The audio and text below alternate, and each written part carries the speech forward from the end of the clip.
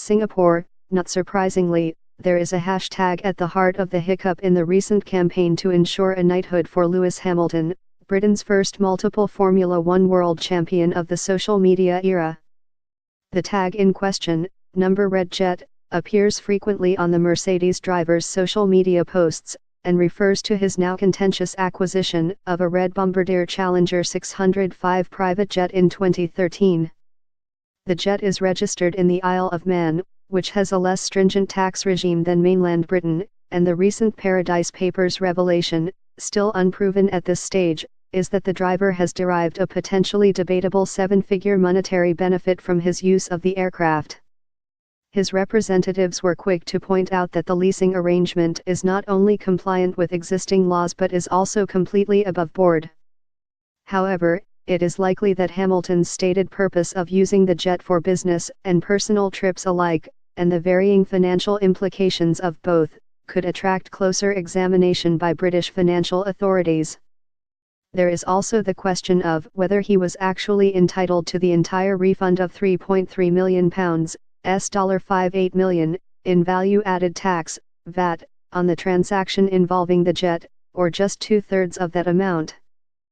Hence, there could be a delay en route to what surely must be an inevitable knighthood for the four-time world champion, who equaled Sebastian Vettel's tally of world titles even though he finished ninth at the Mexican Grand Prix last month. Why this potential delay? Simple, when you think about the big picture. First, consider this salient point.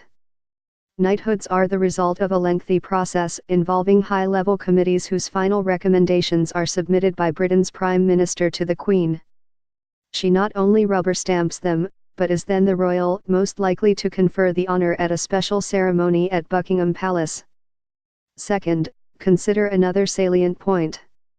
British authorities will look closely at the nature of the registration and use of the jet to ascertain whether Hamilton has benefited from an undue cash flow advantage and whether he potentially acquired more in British tax refunds than was perhaps warranted.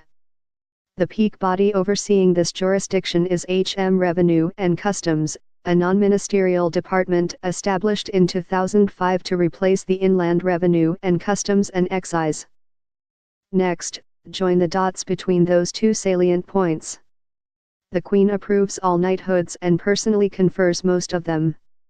And, of course, the administration of Britain's tax system is governed by commissioners appointed by none other than the Queen. So when you look at the Hamilton situation in this light, it is improbable, but not entirely impossible, that the reigning monarch would unhesitatingly and unquestioningly confer a knighthood on a person whose complex financial arrangements with regard to the jet are being examined by her very own taxation authorities. That apart, when examined purely in the sporting context and unencumbered by debate about finances, legalities and taxes, Hamilton's candidacy is certainly a worthy one.